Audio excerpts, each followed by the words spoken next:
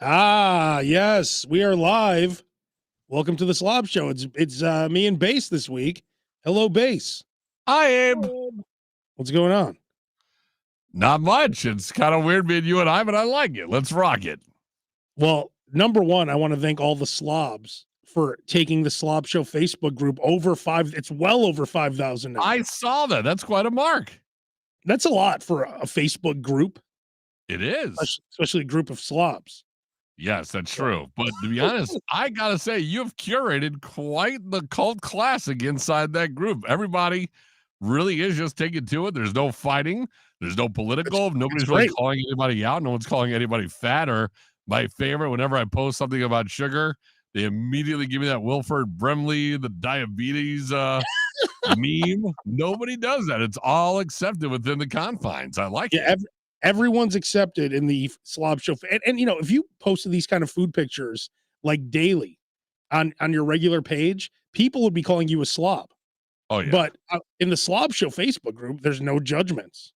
No, there's only drool and well done. For some reason, it's not connecting on the SLOB Show Facebook group. Hang on. I don't know what the deal is here. Hang on. Got some nonsense going on here. That's the only hiccup. Hang on. All right. What up, Conrad? What up, Robert? Thanks for jumping on with us. Yeah, Bass, read some of those comments really quick while I all right. Conrad says, hey now. And Robert says, let's go slobs. What up, boys? Conrad, our Canada friend, who I think, to be honest, we have covered just about everything Canadian we could possibly do with Conrad. He has been in every facet of any kind of radio or podcast we've done. And every time we've needed a Canadian perspective, Conrad is our go-to guy. Well, he is the best. He's How do you awesome. not love Conrad? Conrad from Canada. He's an OG. He's an original from our Stern days. I'm just going to share this in the from my regular page. Gotcha. So yeah. So we're live. It's a SLOB Show again. Thank you for joining the Facebook group. If you listen, a lot of people listen on Apple Podcasts, whatever. If you listen, check out the video and definitely join the group because it's all just food. It's delicious. It's food, just a bunch of food. It's food hacks. It is recipes. It's ridiculous food stuff. Coupons. You're good at those coupons. Anytime there's a Jersey Mike's, I'm like, oh, that's right. I got a coupon for that. You know, it's hilarious. So yesterday I go to Jimmy John's. And when's the last time you had a gargantuan? Not that you and I split one after we had an initial lunch. And then you said, you want to go halves on a gargantuan? I'm like, let's do it. That was disgusting. So you and I were like, we each ate a Jimmy John's. I felt better knowing that I shared it with somebody else, though. Had it been just me, and I went from a regular bootlegger to a gargantuan, I would have been a little ashamed. But I'm like, all right, I'm sharing it with somebody. It's an experience now. Yeah, we each ate a Jimmy John's sub, and then we're like, we're both still hungry. You want to go halves on a gargantuan? Halves, yes. That's how you know you're a piece of shit when you go halves on a gargantuan. But that was my favorite because I remember you going, can we get a gargantuan? Extra mayo? You like extra mayo, don't you? I do now. So I go to Jimmy John's and I get the gargantuan and I get, I'm like, I'll take a bag of barbecue chips. And the lady's like, do you want a combo? And I said, no, I'll take the chips. So she charges me for the gargantuan and the chips, right? Then I look over and there's a sign and it says after 2:00, if you buy a sub, you get a free combo.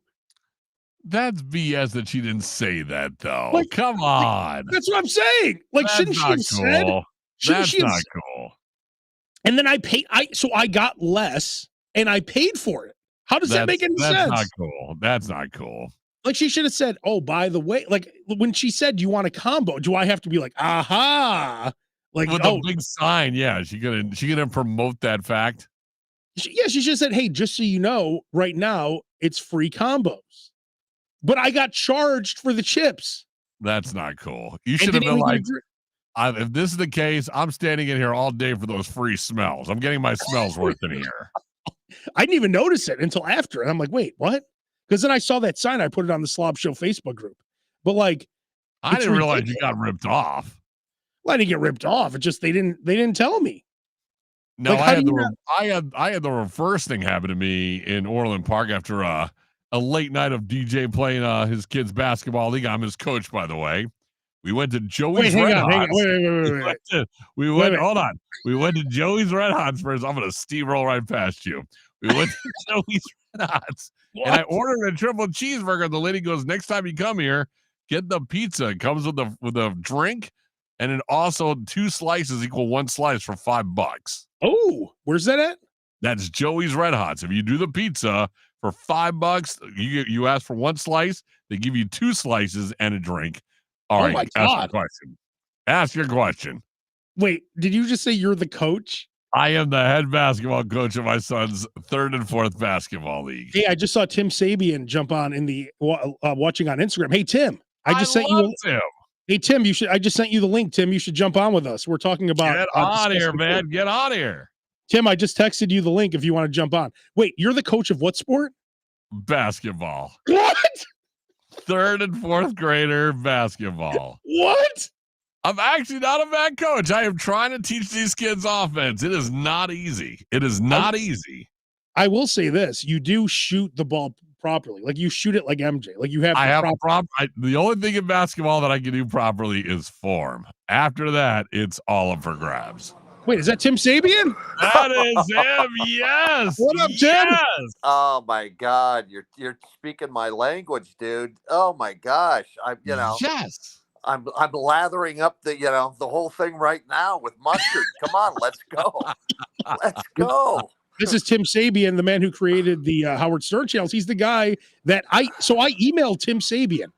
Tim, you know what you said? You gave me the greatest compliment, Tim. You said, I'm the most persistent guy you've ever met without being annoying.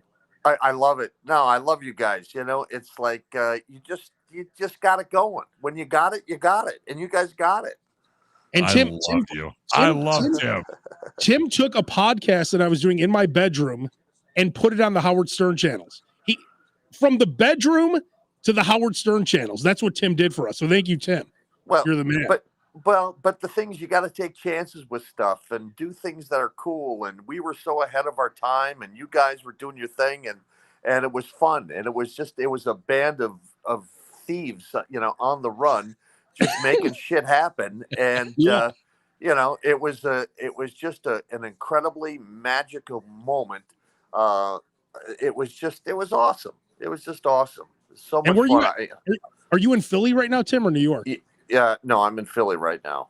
So give us the rundown, Tim. Like if we go to Philly, where should we be eating at? First of all, I mean, you got to do I would go to Tacanelli's for pizza, which is probably one of the best pizzas that I've ever had in my life, besides Carboni's in St. Paul, Minnesota on 7th Avenue. I've heard a lot about that pizza, that Carboni's. You're not the first one to say that. Yeah, let me tell you something.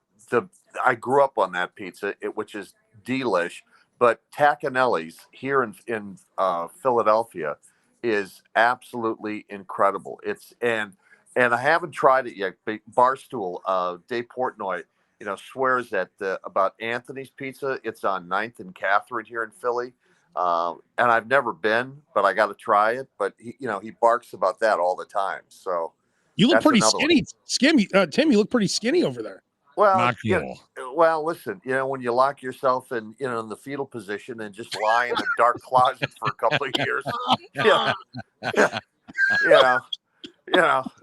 it's I'm a social cripple now, so Yeah.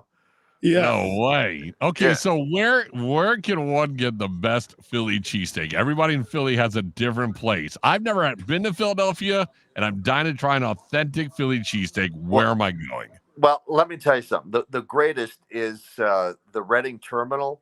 Cheesesteaks are one thing. Like, I was hooked on Pat's for a long time. Pat's and Geno's, that thing. Mm-hmm. And I prefer Pat's, my personal opinion. But once again, according to Dave Portnoy, and I have not verified this yet, but he says Anthony's is got it going on. I got to try that. So someone in the comments, Tim, is saying it's Angelo's, not Anthony's. Or Angelo's. I'm sorry. Yeah. Thank you for the correction. Thank you. Angelo's. Yes. And someone's saying go to King's. Is there a place called King's? I am not familiar with that, but that's another one that'll be on my to-do list, on my bucket list.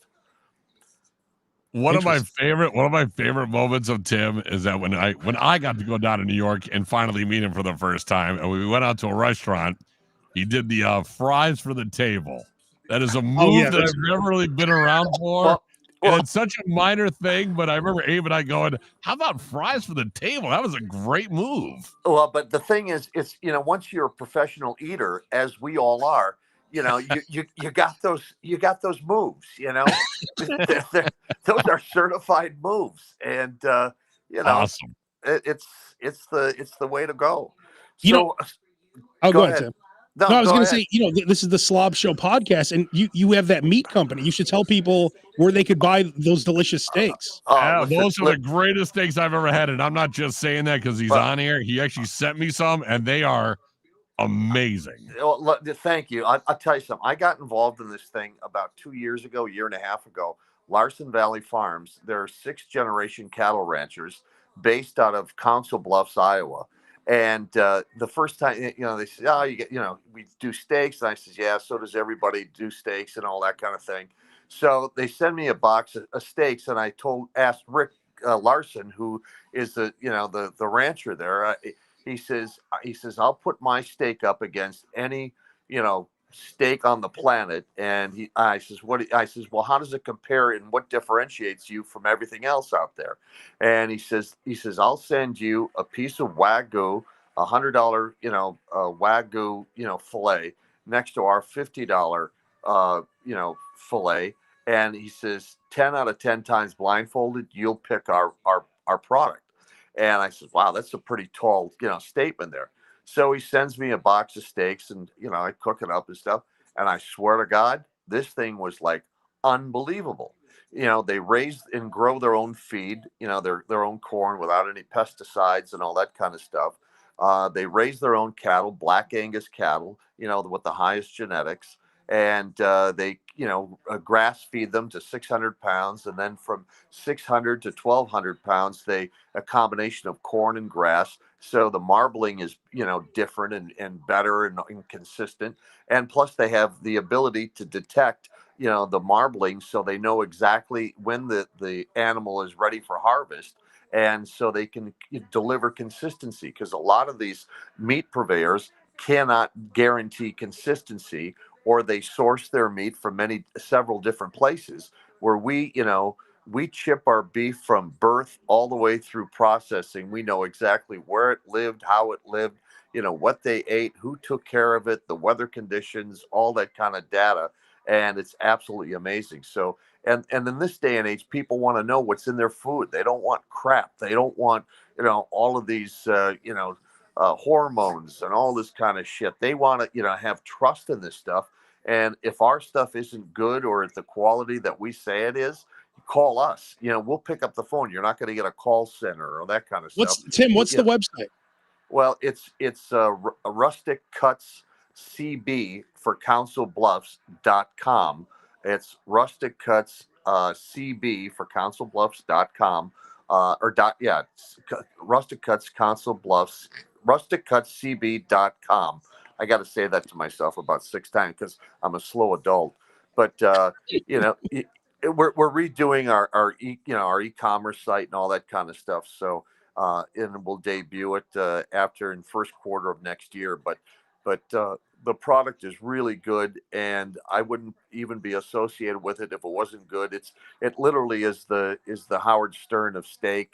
As far as Howard is the best at what he does, and I like to associate with the best in class, and this is absolutely the best in class. So, and that's why Tim is on the Slob Show right now. Yeah, exactly. Best in class Slob. I love that. Yeah. So anyway, but so that's one of the things that I'm involved in, but I really enjoy it. It's just fun, and it's great. It's to meet people in the ranching business and real cowboys and all that kind of stuff. It's cool. It's just fun. Tim, while we have you on here, yes, sir. Let's talk about when we did the show on Sirius. Mm-hmm. So do you think that if you would have stayed, because Scotty Farrell left, and you were talking about putting it, like a lot of listeners always ask me about this, and we have the man right here. So you were saying that you were going to have us do the night slot on Howard 101 like 5 days a week. Do you think that would have happened if you would have stayed on? Well, here's my whole thing was, and Howard and I talked about this in the beginning. We wanted to create, first of all, the backbone was the Howard Stern show, and to run that content 24/7 on Howard 100, and then Howard 101 was to be a farm team where we would grow and develop, ancillary programming. Like, we had Scott Farrell and Bubba the Love Sponge and your show, and we were developing like Show in the Hallway and all of these other different types of shows. Plus we had the Howard 100 news department, and my whole picture and goal was that when it came time for Howard to retire, that we would have all of this content and these spin-off shows that would support the theme of the Howard Stern position and banner, and we would either migrate it to an app and build out our own platform and charge whatever what the market would bear, not $4.99 or $9, whatever the hell it would be, and develop our own thing, and it would go on in infamy. It's like you look at I Love Lucy, or you look at shows like Seinfeld and all this kind of thing. That's how I saw the Howard Stern world. And plus I always wanted to develop spin-off shows like with Saturday Night Live, that Lorne Michaels was brilliant. That was my idol. I tried to mirror myself after that guy, because he had all of these great movies and spin-offs from Saturday Night Live, like the Blues Brothers and all of the movies that they did with Tommy Boy and all that kind of stuff. Oh, it was and crazy. I saw that kind of stuff. That was kind of the model that I thought that we would take the Howard Stern world in. And the thing is, all that legacy content that Howard has produced over the years with the Howard 100 news department would bridge, what it was then to now. I would talk to Dice Clay and say, hey, Dice, you were on the show back then, and what are you up to now? And you would build these, these bridges and connections with all this kind of stuff, and build out that Howard community. And with technology now, there's so many cool, ways to just create, engagement and with all this tech, and that they're just not taking advantage of it, and there's, Howard, there's some of his stuff should be, freemium and out there and syndicated on terrestrial radio, and not only behind a paywall, but on platforms that are free. You're starting. Howard is on YouTube, but I don't know if there's a focus on YouTube or a focus on Instagram or a focus and a theme. Those are all different channels that, like how we programmed Howard 101, or and they're just kind of there. There's no real effort, and I think probably Howard is going to step down at some point, but there just isn't anyone driving that brand like there used to be. And it was the place to be. Like I've watched what Trump's doing with the government. It's so exciting that he's bringing all of these people in, and it's the place to be, and people want to jump on, and right, wrong, or indifferent, whether you're a Democrat or a Republican, that he's shaking it up, he's making things happen. And that's what we did when we kicked off those channels. We were making shit happen.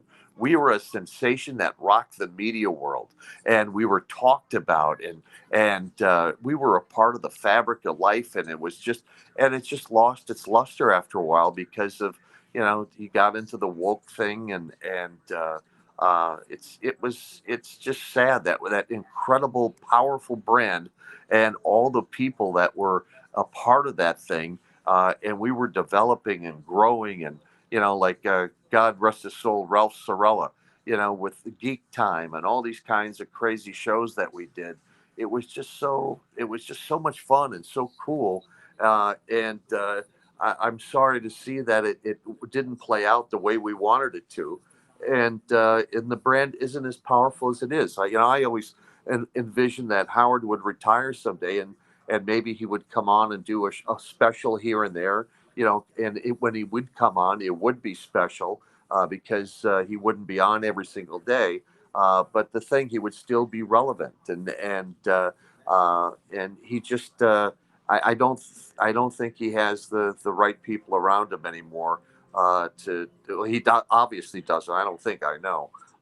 And it's sad because he was the hottest thing on the planet without a doubt. And Well, and when you it's, put us on, we were on from 2011 to 14, and this was before podcasting was anything. And you're right, the Sirius brand was so massive, and you put us, like I said, you put us on from we were doing a podcast in yeah, 2009, and you put us on that platform, which was such a massive like you said, people don't understand how huge that platform was. That's why one of the greatest moments of my life was you gave us a 3-day tryout. And I remember the imaging. It's like, welcome to the world of Howard Stern. Up next, the Abe Kanan show. And that was like, it was Awesome. unbelievable. I couldn't believe it. Like, Chills. Even now I get chills. I couldn't believe I was there. It was crazy. Well, the thing is, and the way I designed that thing, I had production people all around the globe, like in Australia. So we would work during the day, and I would send the ideas or the copy or whatever to, our production people in Australia, and they would work, because it was all juxtaposition as far as the time that we were on and when he was working. So when I come in the morning, we had all this fresh stuff, and it was so timely, and it was a 24-hour lifestyle. And that's the part, it wasn't like, oh, we'll get to it next week or whatever. It was go, go, go, go, go. And we were on 24/7, 365. And that was the fun of that thing. It was just a creative petri dish. And it was just so much fun. And it was a real creative environment. And then we promoted creativity. And the one cool thing about it is that I look back at those days of all the craziness with the strippers, the hookers, the whores, all the craziness that came in there. Not one infraction, not one, sexual assault, not one fucking lawsuit, not one. Yeah, it was just fun. It was just fun, but it was like we treated people with respect, or the Charlie Roses of the world, or the Matt Lauers, or the Les Moonveses, and all that stuff. And in the midst of all that craziness, we were able to keep that thing straight and narrow and just focus on content and delivering good quality programming day in and day out. I look at Sirius now, and it's just a ball of confusion. It's a great platform, but it's a potpourri of it's a mess. It's just, there's no clear vision.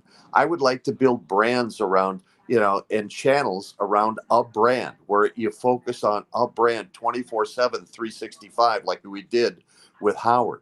But why wouldn't they do it when they had like a Jenny McCarthy? Why wouldn't they do it now with some of these things that they acquired, and really build, these things into a dynasty, rather than, oh, by the way, here's an hour or two of this show, and then it's gone. If you believe in it, if you're going to invest in it, do it all day, 24/7, 365, and really get behind it and drive it, because people don't use, the medium like, we think they do, or we wish they did. They use it in 20 minutes at a time, or an hour at a time, or at most, if you're lucky. But they just, they're not taking advantage of it. And that's why, there's so many other alternatives now. In this last presidential election, it just really galvanized, how powerful podcasting is in the world, and how these alternative media sites are just really, what an opportunity, because it's on demand, and it's free.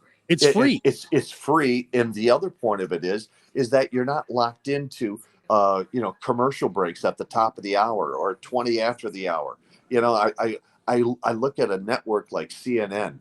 I would love to have a CNN, or I would love to have an MSNBC, these dog, network or cable channels that you could take and really energize, and at a lot lower cost. You don't have to spend the big money anymore for these, no talent that they have on there. These guys out there doing these podcasts, there's one or two people at most, and they're getting incredible numbers. why wouldn't you look at putting some of these people on and investing in these things and building out, a brand and building out a dynasty around these people? So anyway, there's a lot of opportunity there, and I think it's like the Wild Wild West right now, where it's like the gold rush of the 1850s or in that era, and I just think there's for thinkers and people that think out of the box, creative people, I think the time is now. And man, it's just frustrates me to see it. I'm glad I'm doing other things and not involved in it anymore where I don't have control, because I can't listen to even to Howard or to anything anymore, because it's just not what it was or what it could be, and it's a shame. Well, Tim, I do have good news, but go ahead, What's Base. that?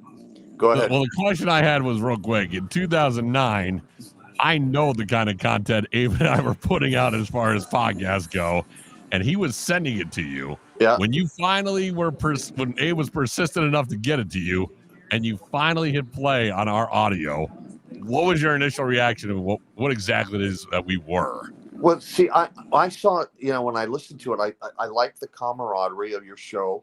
I like the interaction between you guys and how you interacted. And my thought is first of all, get you guys comfortable on the air in the environment that we are in, and learn, the ecosystem of Howard, and learn, who's walking up and down the halls, and just what it's like to be on that starship, Howard Stern. It was larger than life, and it's awe-inspiring. You don't want to overload. You had to feel comfortable in the environment first, and the ability to perform. And then I saw it, in time, that maybe we get you, a couple of writers or something, and start to put some things around you. And as we, I got to learn, what you guys were about, and I learned what you were, about. Then I could kind of prop you up with this, or help you with that, or direct you this way. But I saw the ability to work with guys that were willing to work, and to listen, and to that, because there's some guys you try to guide them, or you try to manage them, and they don't want to listen or whatever. You guys were, you wanted to be good, you wanted to do the best, and you just needed somebody to support you, and throw you a lifeline with some support as far as writers, or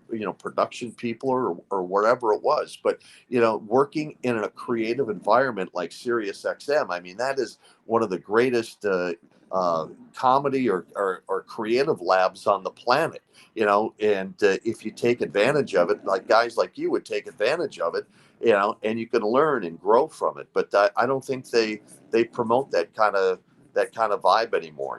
After COVID, everybody was working from home, and siloed, so they didn't have that interaction. And in this world, it's so key that people have the ability to work together as a team. Like I watched, like on Fox with Greg Gutfeld. Here's a guy that has taken control and has gotten comfortable and is bringing in his people, and and that show is different from the Jimmy Kimmels or the Jimmy Fallons, or those kind of shows. And it's just free flowing, and you see him having fun, and that's the kind of stuff that I thought that we had in the Howard world. We were so exemplary to everybody else at Sirius, and we taught the rest of Sirius, as far as production value, and as far as just creating content, and momentum, and all those kinds of things. So it's a fragile ecosystem, and we were able to really make it all work in concert, and it was with ease. It was just a lot of fun. And Tim, the good news is that for the first time in about 20 years, Burger King has $1 Whoppers. Well, listen, I've waited for this moment for a long, long time. And since you brought that up, I'm telling you, oh my God, listen, I got to go jump in the car. And are they still open on the East Coast at 11? So if you have the app until the 17th, you can get Whoppers for $1. Now, Tim, do you remember when we were younger? Remember 90? No. It's one of the greatest. You gotta get the app. But Tim, remember back in the day, they had 99-cent Whoppers, Then they had 2 for $2 Whoppers. I grew up on 2 for $2 Whoppers. Oh, geez. Let me tell you a story. I used to, when I was like 15 years old, 14, I think it was 14 years old, I got a job as the back room boy at McDonald's in St. Paul, Minnesota. And I lied about my age. I told him I was 15 or 6. I don't even know how old he had to be there. But I was the back room boy, and I would, make the tartar sauce and all that kind of stuff.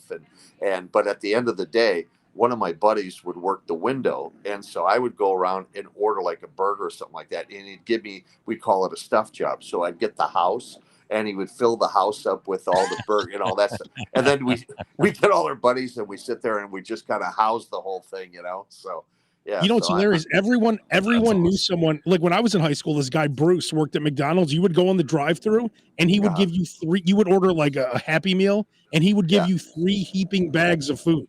Yeah, yeah, and then you'd spend the rest of the night shitting your brains out. Exactly. Yeah, and then you'd develop a severe case of acne. Oh my God, the grease! It was, but yeah, it was so good. It was so good. Yeah, it was. The great thing was the White Castles. It was like once you get a sack of double cheeseburgers, and I would go home, and maybe take a couple of hits off a joint or something and watch Monty Python, and I could understand what they were saying. That was the crazy thing. I understood what they were actually saying. It's the only time I can understand those limeys. That's it was the key. White Castle and weed, and that's how you figure out what they're saying on Monty Python. I like that's a good hack. That's a good hack. My God! It all made sense to me. I was like, "Eureka! Oh my God! I get this now." So that was those bright shining moments back in the 70s. So it is sad when you get older. Like you can't eat. But like I used to eat 3 footlongs. Like they used to have 3 for $10 footlongs at Subway. I remember being 14 years old eating 3 footlongs. Holy shit! No way! Yes, You did about 3 footlongs when you were 14. Yes, that's impressive. Man. I don't know how I did it. I mean, I used to play basketball all day though, so it's like your metabolism was crazy. Well, one of the greatest things is once again going to the market here in Philadelphia and Reading Terminal, and there's this place called DeNick's. They have a pork sandwich that is out of this freaking world, and you got to go to DeNick's, sit at the counter, and get it with the with an Italian long hot on it, and dipped. Oh, out of this world, out of this freaking world. That sounds awesome. Oh, it really is. I'm not kidding. DeNick's. Yeah, check it out. Go online, check it out, DeNick's, and then head on in, pull up to the counter, let your freak flag fly, and then you walk around to the corner, and there's this bakery. They make these apple fritters and blueberry fritters that'll knock your dick in the dirt. I swear to God. And about 6,000 calories later, oh my God, you're in a food coma. Tim, I went to this place this past weekend in Chicago. I went to this place called Frank's Pizza. This is an old school pizza place. I saw that. Yeah. Was that the place you sent me to? Remember that place out in Des Plaines or someplace you sent me, or somewhere? Did I send you to Vito and Nick's or Palermo's or something? I don't know. It was out there. It was out in like, where Al Capone used to hang out. I'm serious. It was like crazy. My favorite thing was Al's Italian beef. That was the best. Al's Italian beef is really good. That's a really good Italian beef. But you have to go to the original on Taylor Street. I used to live down the street from there when I went to college, and that was a weekly hit. A weekly hit. And my other favorite place was, and they closed it down. It was on Russian Division. It was a place. It was next to Mother's. It was this place called. What the fuck was it? It was right next to PS Chicago, and it was this place where they made. I would order this thing. It was a steak sandwich on pita bread with hot peppers and cheese. Oh my God, it was the greatest thing, because I would go hang out at when Belushi had that house that he owned, or they rented. I don't know what they did. It was on Wells Street. When they closed that down, we right by Second City over there. Yeah. It was the greatest. Yeah, and one of the greatest sushi bars of all time was that sushi place across from Second City, but that closed down too. Marion, I remember her and her husband owned it, and that was one of the all-time greats back in the day. Do you remember hanging out at Gibson's when you were in Chicago? Oh yeah. Oh, Gibby's. Yeah. Now I hear it's kind of a cesspool. It's just dirty. It's still Gibson's? good steaks. Yeah, Gibson's the bar, right? It's still good. Yeah. Really? On the street. I was there recently. It was good.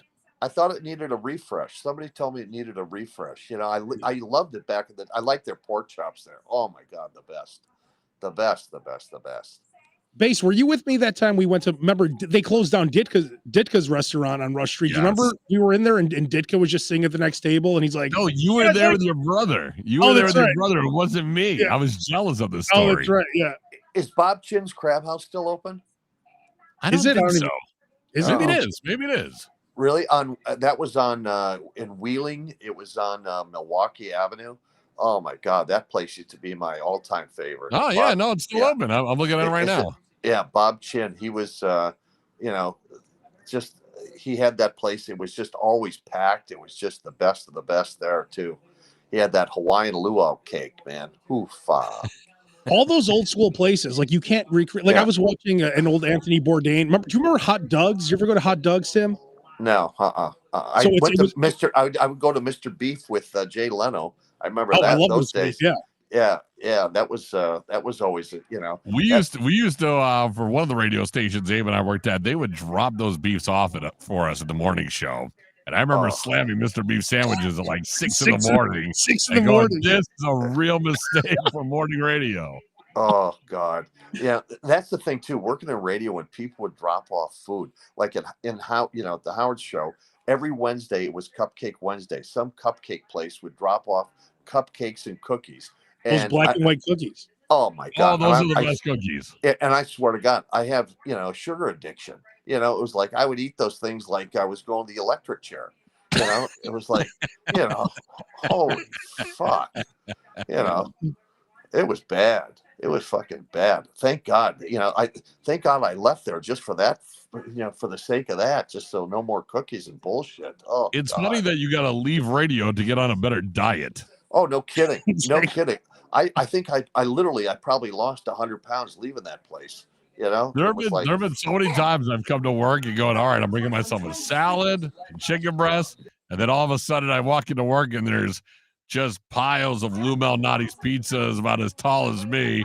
Yeah. You're like, have that. And you're like, well, there goes that diet. I'm about to eat my fill. Yeah. Oh my God. Can you hear me? Am I still on? Yeah. We just hear something loud in the background, whatever. Yeah. So, all right. Well, Tim, you're the man. We need to all meet up and have another one of those dinners one night. Yeah, dude. Oh, dude, I look forward to it. And the thing is, it's so great on X when you guys send out the the tweet that, hey, you're on live. It really, like, what a great way to just instantaneous to get people to listen. And if I wish I was more savvy about how to use all this shit, because I would retweet it and then So you got to tweet and retweet and keep the flow going here. You can build your audience. You coming on made our night, so don't worry about it. No retweet needed. This is awesome. I wish I was more awake. I'm half asleep here, but I just I had to just tell you that I was out there listening because I love you guys. Awesome. Absolutely. Awesome. All right, well, you're guys. the man, Tim. Thank you so much for everything, and we'll talk to you soon. All right. I got to take Yoda the Wonder Dog out for another walk. Let's see the dog real quick. Oh my God. And he's gone. Later. Well, he wasn't kidding when he said technology he wasn't used to. Well, Tim Sabean's awesome because he like I said, he took a podcast. Oh, here we go. He's back. You got the dog, Tim? Not your camera's off now, Tim. I don't know what you did, but the camera's not working. We'll see if he comes back. But anyway, he took us from, I'm telling you, I was doing the podcast from my bedroom. It was me, Bass, Ryan, and my brother Sam. We just did it for fun. And it was after I lost a radio job. And I said, I want to only work with the people I want to work with now. And that's what we did. And of all places, that was to me at the time, that was the greatest platform ever. And awesome. We were there from 2011 to 2014. I remember people were listening in Canada. That's how we met Conrad, who's probably watching right now. There's Tim Virgin that we work with. He was in San Diego. And he's like, dude, I'm listening to you guys right now. This is awesome. Like this is people don't realize. Like now everything's just right at your finger. Like right now, you can watch this anywhere. It wasn't like that in 2014. In 2011, I mean. So it was it was such an amazing place. And we were young, you know. And you're right. The imaging when we were doing that very first show, and we were all kind of nervous looking at each other, and that imaging came on going, this is the Howard Stern world. And we were like, oh my God, this is amazing. It was crazy. I couldn't believe the first time I met Howard. Maybe if Tim comes back on here. Hey, Tim, we can't see. Your camera's not working. Hang on. Let me text him. Because there's a funny story, actually, when I first met Howard Stern. Hang on. Click back on that link. But somehow I don't see this going very well, but go ahead. I have very little. So you know how Howard was like a germ freak with like shaking hands. Yes. So like when I met Howard, he's like, hey, just so you know, do the fist. So I go to Howard with the fist. He comes in with the hand. I switch to the hand. He switches to the fist. And he's like, hey, Howard Stern, the first time I met him, he's like, hey, Abe, I'm a big fan. So that is unbelievable. All right. So I figured, what a long way around the block that was. So you got the dog? Yeah. Hang on. How do you spin the camera around? Just put the dog in front of you. Oh, shit. Just bring the dog. There you go. That's it. There's Yoda the Wonder Dog. You wonder you wonder where he's gonna poop or pee next. Oh, he's the best. He's the best. He's the greatest dog of all time. I was just talking about. So the first time I met Howard Stern, you told me, he's a germ freak. Yeah, so you're like, you do the fist bump. So I go in for the fist bump. Elbow or fist, yeah. No, but he comes in with the hand. Then I switch the hand. He switches to the fist. It was the craziest, like, oh shit. But then Howard said, he's like, hey Abe, I'm a big fan. That was one of the other greatest moments of my radio life. Yeah. Back in his at the height of all his powers. Yeah. And he's putting us losers on, Yeah. Well, let me tell you something. When I worked there, and I remember I started like in September of 2025 or so. I don't even know when it was. So, or whatever it was. I don't know. 2006. Yeah, whatever. Or 2005 actually. 2005. Yeah. So I started there. It was like in August or September, and I had a countdown calendar on my desk. I'd rip off a page. We had 70 days, 69 days, 60, that kind of shit. And I would sleep in my office sometimes, because I didn't want to leave, just so I could pick up right where I left off, and because we had so much to do. So anyway, after all of this, months and months of working our ass off and building this thing and get this thing, we go on the air. And about a month afterwards, we're on the air, and Howard is driving to the Hamptons, and he calls me up and, hey, how you doing, Howard? What's going on? He says, I'm just driving up to the Hamptons. And he says, I just wanted to call and tell you, how blown away I am. These channels sound better than I ever dreamed of or ever imagined. And like what you just said, that little anecdotal thing that he did or said to me meant more to me than any check or any, it was just all that effort, and all that stress and all the heaviness and all the things that we went through, as a group to put that thing on the air. It was just such a rewarding feeling. So I know exactly, when he gives you that high five or, that kind of thing, it really was, it meant a lot. It just, and that's why it was like fueling your tank. That's why I'm so grateful to you too, because you took a chance with us, and we were just some guys. That's why it was so shocking that you put just some dudes on. We were just some guys who lived in Chicago, and you just threw us on the air in the middle of that when it was at its peak. So thank you for doing that. That was unbelievable. Well, you're welcome. But you got to take a chance, and when you believe in something or you see something that, as long as people have the will to win, they try and they're passionate about it. That's what I always look for in people.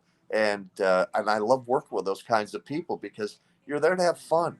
If it wasn't fun, I don't want to do it, and yes, we got in this business to have fun, not to fucking be stressed out and work for assholes and all that kind of shit. We want to have fun. That's why, it's a creative business. They pay us to have fun, and if we don't have fun, how does the audience have fun? You know, if And we're I'll having tell you, fun, you know, then they Tim, do. I'll tell you this too. You know, I'm doing this show at 98 Rock. I do a live afternoon show. And I did a live broadcast. 1,200 people showed up to my live broadcast after being here 5 months. Because what do? It's not that hard. I'm live the whole time. I talk to listeners the whole show. I make I actually include the listeners. And I think there's a great, like, I think regular radio, there's so many opportunities if people will just do what I do. I do everything myself. I'm live the whole show, and people love the show because there's nothing like that now. Everyone's doing voice tracking. They're talking for 10 seconds. It's not that hard. Now, but you said to me something one time that I'll never forget, you know, and it's you have good, and that was the other thing too. You have good programming instincts. You know, you really do. You know what works and what doesn't work, and you're able to apply those instincts and that science that you've learned along the way into a show and how to make content. You know, and that's what I kind of what clicked for me about you guys, and that you had that ability to do that, and it isn't that hard. But you know, the thing is that the people that are running the business today they're operate out of fear. They're operating out of self-preservation. They don't want to rock the boat, and they work for these empty suits that have no fucking clue as to what the ecosystem of entertainment is, or what it's all about, or how to do it, or how to put it together. And they're accountants, or they're salespeople that have no clue as to what it's like to run an ecosystem of talent and to develop that kind of stuff.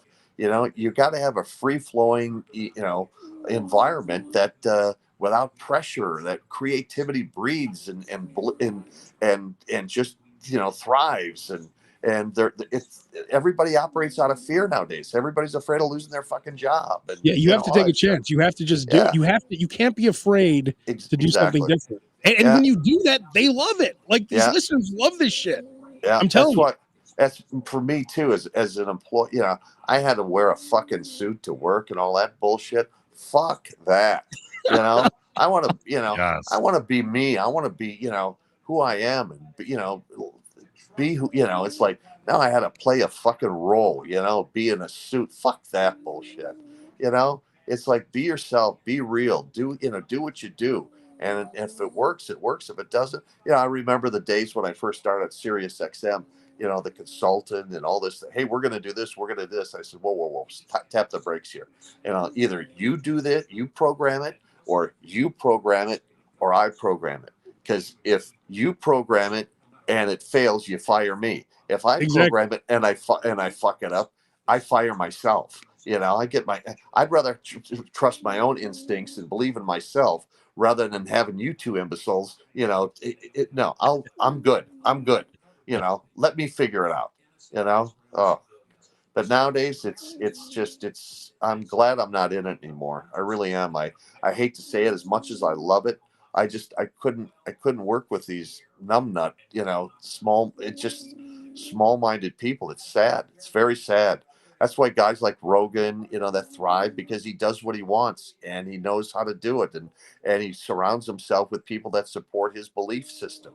You know, and Howard was like that too. You know, people you know, believed in him, and he was able to surround himself with people that understood and allowed him to a certain degree. I mean, he had some. I wish I would have known then what I know now. You know, the old story, but you know, it's just it's crazy. It's a crazy business, and God bless you for surviving it as long as you guys have, because I couldn't do it. There's no fucking way. It's like, well, a big part of the reason why we survived is because of you. Because now, honestly, you giving us that chance has made my career. So, well, Tim, thanks for saying 100%. that, you guys. All right, well, let's get together and have a burger, pizza, steak, and anything else we can consume. Maybe we'll meet Tim. Maybe we'll meet in Vegas. Dude, I'd do that. There's a ton of great places there. Oh, I have a whole list. Tim, I have a list of every city, like right here on my phone. I have it's a huge list. Abe, where do you live? Most people's notes on their phone are like important things. Abe is a catalog of every place to eat in every city in this country. Yeah, here's my Vegas list. He's the Zagat. Yeah, I love it. He is. He's a Yelp. So where do you live? Do you live on the West Coast, or do you live in Chicago? Or well, I go to Chicago every month, so I'm in Chicago every month. But I live in Roseville, which is right outside Sacramento. So I'm 90 minutes from San Francisco, 90 minutes from Napa, 90 minutes from Reno, and 90 minutes from Tahoe. Because we have a gold. Do you know where Butler, California is? Not sure. We have a gold mine and also a mill where we mill, ore, and extract gold and all that kind of stuff. So it's good to know that you're there. It would be, maybe we do something around the gold mine. It's Butler, California. Yeah, would be sweet. North. It's based. Talk to my guy, Jared Lazerson. Lazerson, and I can never get his. I always say Lazerson, and he owns 5 gold mines, and 4 of them are in the States, and they're in California, and we do like 150 tons a day of ore, and for every ton they extract, we extract like an ounce to 2 ounces to 3 ounces of gold per ton. Damn. So yeah. Wait, is it gold? How much is gold per ounce? Like 2 grand? How much is that an ounce? It's right. I think it's around like $2,700 an ounce, and it's projected to go to $3,000 an ounce by the end of the year. Oh my God! And they're saying like in the next few years that they project it to be around $10,000 an ounce. And you own that? I don't own it. I'm have an interest in the company and working with them along with the cattle business and all that kind of stuff. Damn. So see, that's the kind of stuff I need to get into. Yeah.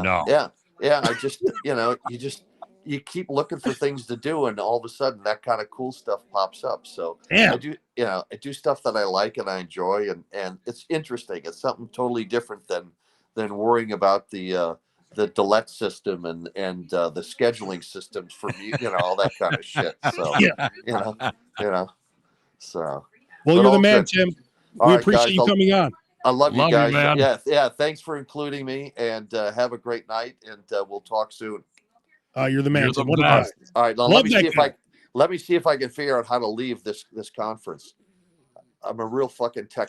this conference. That was awesome. That was awesome. Oh, wait, he's back again. Hang on. Oh no, now he's gone. All right. And scene. Well, that's about. I think that's pretty much all. I did go to Dory's in Elk Grove. Have you heard of that place? I have not heard of Dory's. No. I had an oxtail Philly. I love oxtail. That is my new thing. Oxtail, pork hocks. Those are my new things. That was my first time ever having oxtail. It was pretty good. Very tender. Very tender. All right. Anyway. All right. We'll be back next week. Roker should be on next week also. And that's it.